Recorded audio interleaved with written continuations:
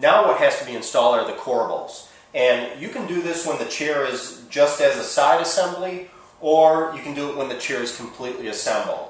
To make it easier to see what I'm doing, I'm showing it with just the side assembly here. But essentially, the way the corbels are held on is just a long grain glue joint to a long grain glue joint. It's a simple butt joint with glue in between it. A real small amount of glue, maybe a 1/16 of an inch bead, is all you're looking for. We're going to center the corbel on the leg. We have a 3/4 inch wide corbel, a 2 1/4 inch wide leg. That leaves a 3/4 inch space on each side. So again, you can measure this out and mark it if you want, or if you're familiar with my marking gauges, again, you can just make a quick spacer, 3/4 of an inch. It references against the outside of that leg, and that way it gives you a good space for resting the corbel against and positioning it.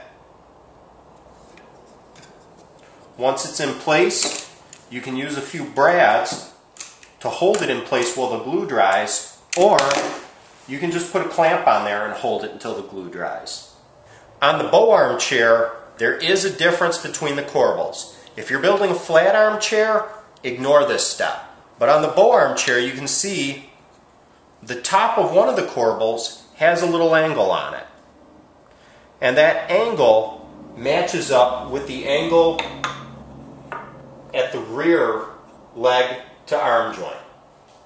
So the flat top corbel goes to the front arm, the angled top goes to the back. And be aware that there's two different corbels for the rear. They're both side specific. The one will match up good and tight, but you'll know if you've got the wrong side because it'll have an extreme gap. This corbel happens to be for the right side of the chair.